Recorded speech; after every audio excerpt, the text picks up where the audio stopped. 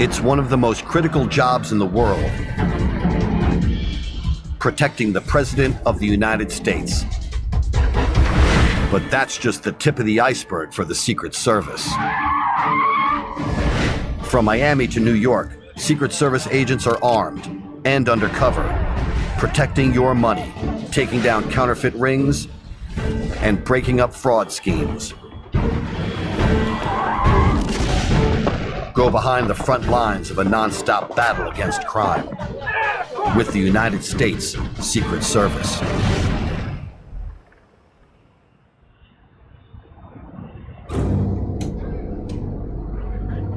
Once a year, a team of federal agents makes a delivery to an industrial park outside Miami, Florida. Their mission is strictly low profile. These agents are carrying dangerous goods in bulk. On the street, this cargo is worth more than $1 million. Law enforcement agents have risked their lives to seize it and spent hundreds of hours analyzing it. But in the end, the stuff is trash. Just ink on paper. It adds up to $1.2 million in counterfeit US currency.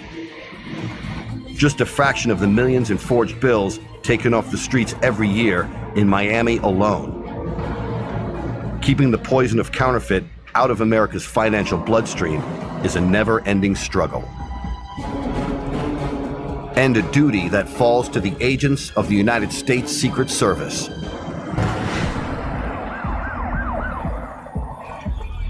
This is the Secret Service you may know.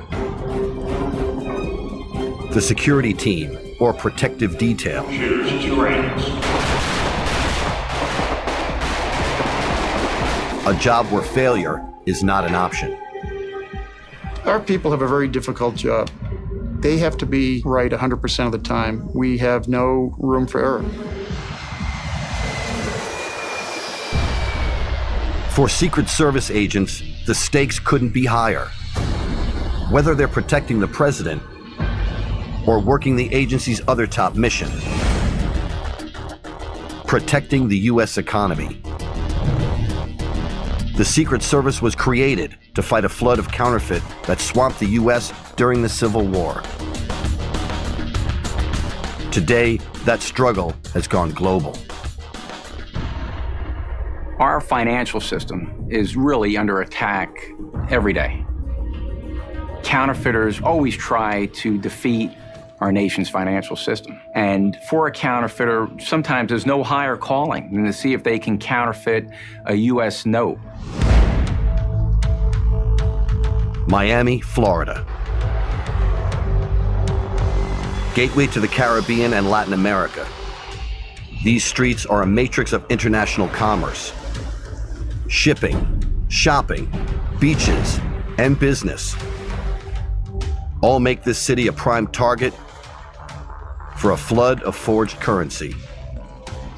On average, the federal agents intercept some $80,000 coming through the city every week. There's a lot of money in this city, a lot of legitimate money in this city. There's a lot of illegitimate money that comes in and out of this city. And Miami in particular is a hotbed for counterfeiting. Cyber theft, credit scams, mortgage fraud. Fighting counterfeit is just one of the financial crimes assigned to Secret Service investigators. Okay. At any one time, we could have a number of operations going on, being it some sort of skimming operation, identity theft, counterfeit investigation. In fact, as of today, we had all those operations going on at one time, and do as we speak right now. On Assignment Miami, a Secret Service counterfeit investigation. This gang has been ripping off stores across Miami. They have no idea Secret Service surveillance and covert agents are tracking the case. A lot of stores across South Florida that were getting targeted by counterfeiters. A group of individuals have been buying electronics with counterfeit money, taking those electronics back to different stores to get genuine currency. Passing fake money for real goods. That's how small-time counterfeiters often make profits. It's not a sophisticated note. However, the notes are easily made because they're made by a common inkjet printer.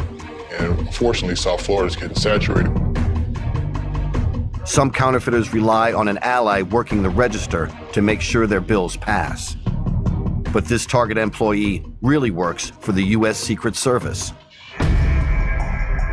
Meet Miami's top undercover agent, or UC. His name, face, and voice must remain unidentifiable.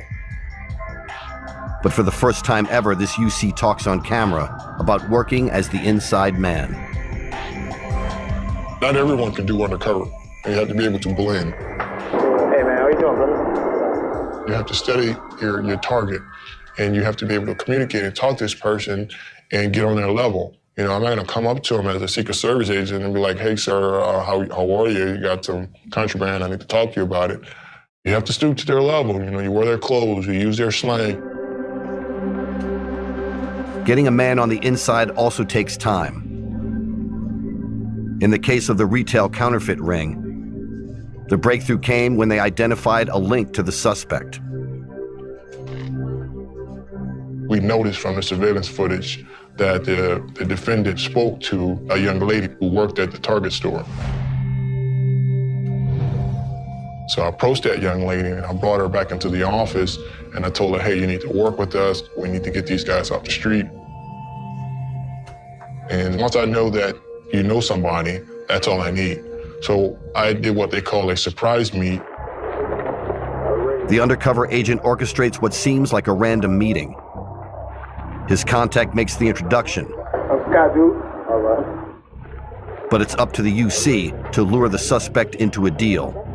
Now I take over the investigation, telling her, hey, oh, is this guy about money? You got money? Does he want to make money real quick? I'm trying to do some and I won't talk about it over here. He cool? And I'm like, what is he about, you know? And he says to me like, oh, where do you work? I said, I work at Target. What you do at Target? You register? I work in electronics. And he goes, oh, you're my best friend. You can be my best friend, bro. I got something for you. The agent has conned the con We're gonna get rich. and won his trust. So now we're becoming friends. He's saying like, hey, I tell you what I can do. I can go to your store and I got like this fake money. And I'm like, fake money? What do you mean fake money? And that's when we set up the deal. So I get three. I get three. You know, it's like sink, hook, gotcha. The surprise meet is a success. The next time they cross paths, the deal will go down.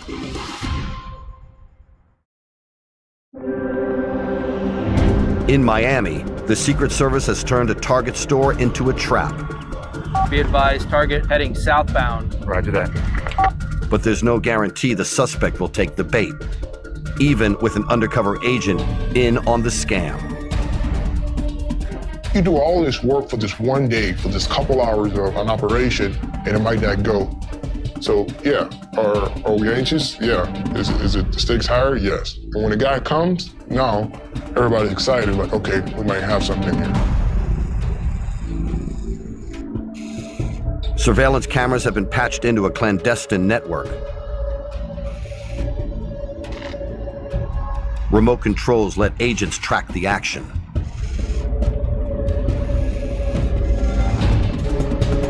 You set up your perimeter, you set up your surveillance, and then you control everything, the ins and outs, the exits. You know, if that person goes this way, you have units set up to go northbound, you have units set up to go southbound. So you have everything in place. So you want to bring that guy into the web.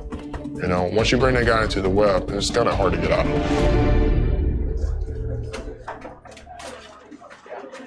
Inside, the counterfeiters meet up with their connection and begin to loot the store. They start picking out TVs and electronics and video consoles, anything that costs a lot of money.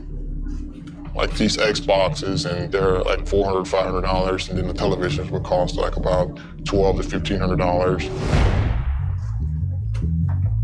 They grab a cart full of top-of-the-line electronics, items with the highest resale value, and head for the registers. To make a profit, the gang plans to return the merchandise to other stores and pocket the cash refund.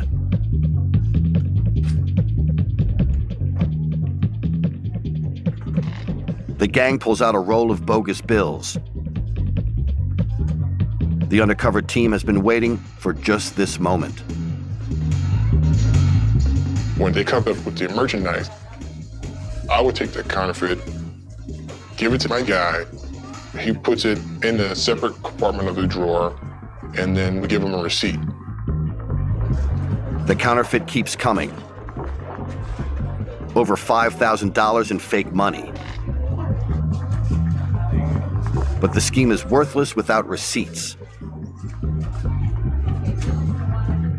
The hustler's proof of purchase. They wanted separate receipts because you can't put it all on one. If you put it all on one, it's going to flag. And they need to split the merchandise up between their group. So a certain group can take the merchandise to one store, another group can take it to another store. They can't all take all this stuff to one store.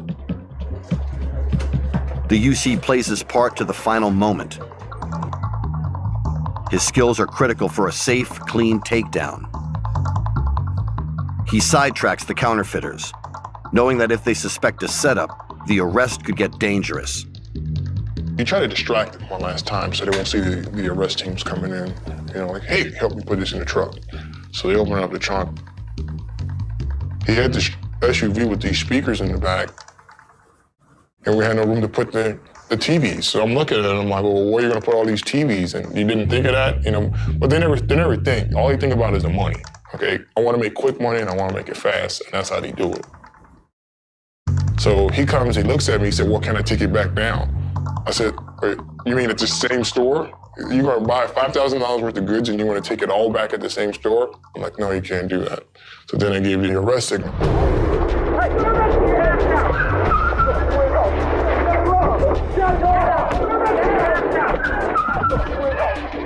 The arrest team rounds up the gang, the goods, even their car.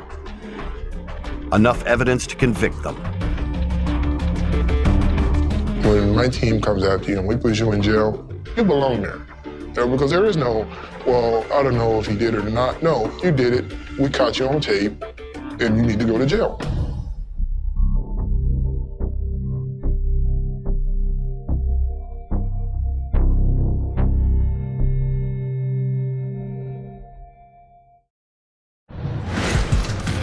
As long as the government has been printing money, enterprising criminals have been forging, doctoring, and stealing it. But the Secret Service is ready for whatever comes their way. In the financial heart of the country, the New York field office just got a new lead. Basically, we just received a package that was intercepted. It had counterfeit currency embedded within this baby photo album. Standard package screening for this baby book raised a red flag with the carrier. So the item was turned over to the Secret Service. They opened and searched the package, and as they were going through the contents, that's when they found the counterfeit currency that was actually hidden inside materials that were being shipped into the country. In the counterfeit money trade, New York is one of the hottest locations in the country.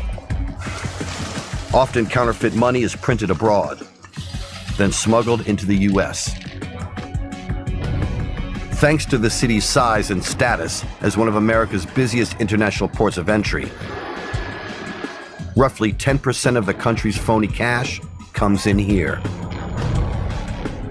In this squad, we process about $150,000 of counterfeit money per week. This started out as a $5 U.S. currency note. And what they did was they bleached it. They take a $5 bill, make it a $100 bill, and then go out and try and purchase something with it. If it's a well-made, high-quality note, a counterfeit bill could change hands dozens, even hundreds of times. When you have a lot of activity and it's moving quickly, as things do here in New York City, there's an opportunity for people to mistakenly take a counterfeit bill. But fake money is like a hot potato. Whoever's caught with it last has to eat it. Now, the Secret Service will use the baby book to root out a whole counterfeiting network.